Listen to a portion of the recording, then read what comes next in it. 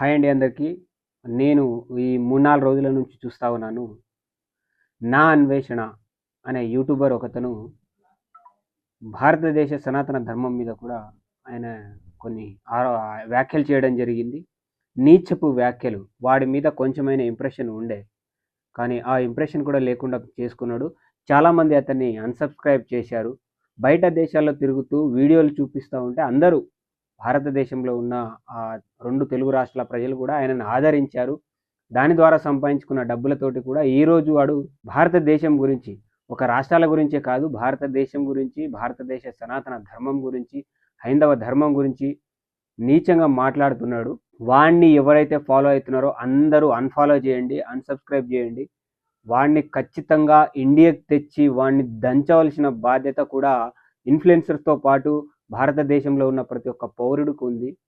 వాడు ఏవో ఆ పుచ్చకాయలతోటి ఏదో దాని మీద హోల్స్ పెట్టి అవేవో చేసి కూడా స్త్రీలను కూడా అగౌరవంగా మాట్లాడడం. మొన్న లైవ్‌లో కూడా ఒక అమ్మాయితోటి నువ్వు పతివ్రతనా అనే పదాన్ని వాడుతూ కూడా వాడు దరిద్రంగా ఒక అమ్మాయి మీద అంత నీచంగా మాట్లాడుతున్నాడు. వాడు ఎంత నీచుడంటే వాడి కొన్ని ఆడియోస్ లీక్ అయినాయి. 14 సంవత్సరాల అమ్మాయితోటి నేను ఇది చేశాను అని చెప్పేసి కూడా ఆ ఒక ఆడియో కూడా సోషల్ మీడియాలో సర్క్యులేట్ అవుతా ఉంది. వాని మీద ఇప్పటికే కూడా 3, 4 కేసులు అయితే నమోదవ్వడం జరిగింది. ఇటు నుంచి సినీ ఇండస్ట్రీ నుంచి కూడా ఇటు కరాటి కళ్యాణి గారు, అలాగే ఖమ్మంలో కూడా వాడి మీద ఖచ్చితంగా అది ఏదైతే కేసు నమోదైంది.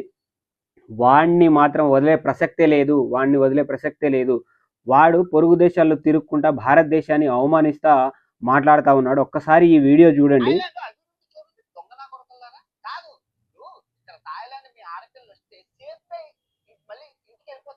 కానీ మన ఇండియాలోని రేప్ అయిపోయి వెళ్ళిపోతుంది. 60,000 రేపులు చేశారు. అది కాకుండా విదేశీయులు ఎన్ని మంది 197 దేశాల వాళ్ళు వస్తారు.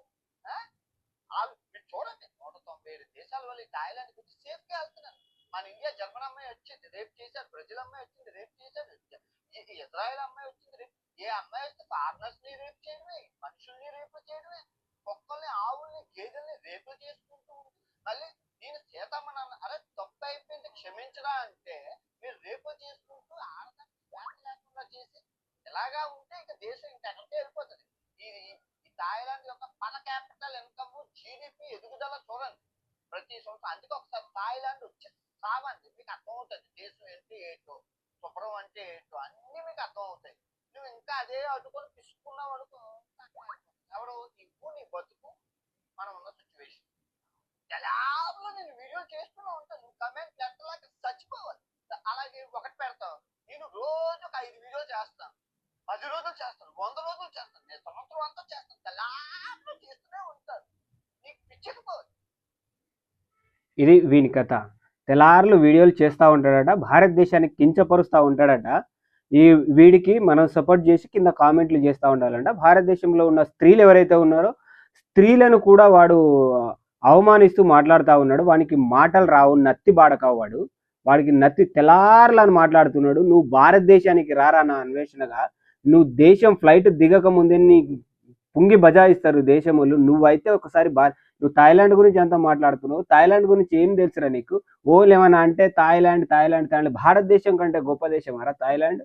ఏం తెలుసురా నీకు భారతదేశం గురించి? నువ్వు మొన్న శివాజీకి గరికపాటికి నేను క్షమాపణలు చెప్తున్నా అని చెప్పేసి ఒక వీడియో చేసి పెట్టినావు. నువ్వు అదేనారా క్షమాపణలు డిమాండ్గా క్షమాపణలు చెప్తావారా బాడకావు? నీకు సిగ్గనిపిస్తలేదారా కొంచెం కూడా? భారతదేశంలో పుట్టినవు. ఇటు సీతాదేవి గురించి, ద్రౌపది గురించి ఏం మాట్లాడుతున్నావురా నువ్వు? అర్థమవుతుందా నీకు? నీ తల్లి భారతదేశంలో పుట్టిందిరా, నిన్ను కన్నది కూడా భారతదేశంలోనే. నువ్వు ఈరోజు బయట దేశాల్లో తిరుక్కుంటా నువ్వు భారతదేశాన్ని అవమానిస్తావరా? నువ్వైతే భారతదేశానికి రా, నీ పుంగి బజాయించకపోతే అడుగు. నేను ఒక్కడు కూడా నిన్ను ఫాలో అవ్వడు. ఇప్పటి నుంచి భారతదేశంలో తెలుగు ప్రజలు ఇప్పటి వరకు నిన్ను ఆదరించారు. నువ్వు చేసిన కథలతోటి ఇప్పుడు నిన్ను తెలుగు ప్రజలు అన్సబ్స్క్రైబర్ చేస్తున్నారు. ఎంతమంది అయ్యారా నీకు? ఎక్కడో 3 మిలియన్లో ఉన్నోడివి 2 మిలియన్కి పడిపోయినావు నువ్వు. అదేనా నువ్వు అడిగేది? మళ్ళీ ఇంకొక వీడియో చేసి థాయిలాండ్కి రండి. ఏముంది థాయిలాండ్లో? భారతదేశం కంటే గొప్ప దేశం అరే థాయిలాండ్? మసాజ్లు, అది ఓన్లీ టూరిజం మీద ఆధారపడి బతికే దేశం రాది. కానీ భారతదేశం, నా దేశంలో ఖనిజ సంపదలతో కూడుకున్న దేశం రా ఇది. కావాల్సినవి అన్నీ ఇక్కడ నుంచి కూడా వేరే దేశాలకు ఎక్స్పోర్ట్ చేసే దేశం రా బాడకావు. ఏం తెలుసా నువ్వు భారతదేశం గురించి అట్లా మాట్లాడుతున్నావు? నీకు భగవద్గీత తెలుసా, రామాయణం తెలుసా, ఏం తెలుసని మాట్లాడుతున్నావురా? నువ్వు భారతదేశానికి రా, నిన్ను రప్పిస్తాం భారతదేశానికి. నువ్వు రావడం కాదు, ఖచ్చితంగా నీ మీద కేసులు నమోదవుతా ఉన్నాయి. నిన్ను చాలా వరకు ఎందుకు సపోర్ట్ చేశారు అంటే బెట్టింగ్ యాక్ట్ల మీద నువ్వు చేసిన ఏదైతే ఫైటింగ్ ఉందో దాని మీద చాలా వరకు నీ మీద అందరు ఎక్కువ మంది ఫ్యాన్స్ వచ్చారు. కానీ ఈ దెబ్బతోటి బిడ్డ నువ్వైతే భారతదేశానికి రా ఒక్కసారి. 2 తెలుగు రాష్ట్రాల్లో ఎక్కడైనా ఒక దగ్గర ఎయిర్పోర్ట్లో అడుగుపెట్టి చూడరా నా కొడక, తెలుస్తుంది నీకు. అక్కడికక్కడ భూమిలో పాతేస్తారు నిన్ను. నువ్వు భారతదేశానికి రా, చెప్తాం. ఏం మాట్లాడుతున్నావురా నువ్వు? అంత అగౌరవంగా మాట్లాడతావా వేరే దేశాల్లో తిరగకుండా భారతదేశం మీద? ఏం తెలుసు నీకు భారతదేశ సనాతన ధర్మం గురించి? ఏం తెలుసు నీకు? గుళ్ళ మీద అవి ఉన్నాయి, ఆ బొమ్మలు ఉన్నాయి, ఈ బొమ్మలు ఉన్నాయి మాట్లాడతాను. నీకు తెలుసా అసలు ఏంది ఆ బొమ్మలు ఎందుకు ఉంటాయి గుళ్ళ మీద అనేది తెలుసా నీకు? తెలుసుకో. తెలియకపోతే మూసుకొని కూర్చో. బయట తిరుగుతున్నావు, బయట తిరుగుతూనే ఉండు. అదే దేశాల్లో, బయట దేశాల్లో 190 దేశాలు తిరుగుతాను అనుకున్నావు. ఇదేనారా నువ్వు పీకింది 190 దేశాలు తిరిగి?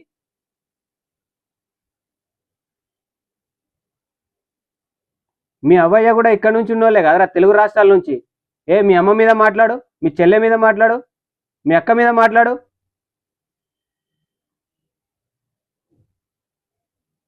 భారతదేశ స్త్రీలు అంటే నీకు అంత అదునుకు కనబడ్డారు. నీకు భారతదేశం అంటే అంత చులకన కనబడ్డా? అది ఈడ పుట్టి ఈడ పెరిగి ఈడ తిని ఈరోజు 4 దేశాలు తిరగంగానే పొట్టుమోగను అనుకుంటానవా నువ్వు? బిడ్డ చీరేస్తాం ఇంకొకసారి భారతదేశం గురించి ఏదైనా మాట్లాడినావు అనుకో, తెలుగు రాష్ట్రాల గురించి ఏదైనా మాట్లాడినా, ఆడవాళ్ళ గురించి, భారతదేశంలో ఉన్న ఆడవాళ్ళ గురించి మాట్లాడినా కూడా చీరేస్తాం. నువ్వు మళ్ళీ ఏడు ఉన్నావు ఆడ నుంచి తీసుకొచ్చి మరీ చీరేస్తాం. పైరసీ చేస్తుండని చెప్పేసి ఐబొమ్మ రవి ఎలాంటి వార్నింగ్లు ఇచ్చాడు పోలీసులకి గుర్తుందా? ఇప్పుడు ఏడున్నాడు? కటకటాల్లో ఉన్నాడు. ఏదో అనుకుంటాను నీ మనసులను. నేను రాను భారతదేశానికి, రప్పిస్తాం, వస్తావు ఏదో ఒక రోజు. వచ్చిన రోజు చెప్తాం బిడ్డ. నిన్ను స్టేషన్లకు కూడా పోనీ, అసలు నువ్వు ఎయిర్పోర్ట్లో దిగాలే ముందు. నువ్వు ఎయిర్పోర్ట్లో దిగంగానే నీ పుంగి బజాయించకపోతే అడుగు, ఒక్కడు కూడా బతకనియండి నిన్ను. ఏం మాట్లాడుతున్నావురా? మాత్రం మంచి మాటలు రానియకు. మర్యాద కొద్దీ నువ్వు చేసుకునే పని నువ్వు చేసుకో. నీకు దేశాలతో ఏం సంబంధం రా? నువ్వు తిరిగేది, నువ్వు యూట్యూబర్ లెక్కనే ఉండు. నువ్వు పని చేసుకొని వచ్చే డబ్బులతో నువ్వు తిరుగుతా ఉండు. దేశ దిమారు తిరుగు, ఏదైనా తిరుగు. ఇంకొకసారి భారతదేశం మీద కానీ, ఆడవాళ్ళ మీద కానీ, సనాతన ధర్మం మీద కానీ, హైందవ ధర్మం మీద కానీ ఎదవట్టి ఇట్ని లాడినావనుకో, నువ్వు ఏడ ఉన్నావో ఆడ నుంచి మరీ రప్పించి ఇక్కడికి రప్పిస్తాం. మరి అప్పుడు తెలుస్తుంది నీకు బిడ్డ. జీవితంలో బయటికి పోలేవు. ఇంకొకసారి యూట్యూబ్ అంటే వణకాలే. నువ్వు వ్లాగ్ చేయాలంటే వణకేటట్టు చేస్తాం. మేము తమాషా అవుతుందా నీకు? ఎవరు పడితే వాళ్ళ మీద మాట్లాడడానికి? ఆయన చెప్పిండు, క్షమాపణలు చెప్పిండు, ఆల్రెడీ అయిపోయింది. శివాజీ నా నోటింట నోరు జారింది, సరే 2 మాటలు జారినాయి. ఆయన మహిళా కమిషన్ దగ్గరకు పోయి కూడా ఇంకొకసారి జరగకుండా చూసుకుంటానని మాట్లాడిండు. నువ్వేంట్రా దాన్ని ప్రొవోక్ చేస్తున్నావు? మళ్ళీ ఇలాంటి కథలు చేసినావు అనుకో బిడ్డ, ఇంకొకసారి మాత్రం నువ్వు ఖచ్చితంగా ఇండియాకి రప్పించి నీకు పుంగి బజాయిస్తావు చెప్తున్నావు. ఆషమాష అనిపిస్తుందా నీకు?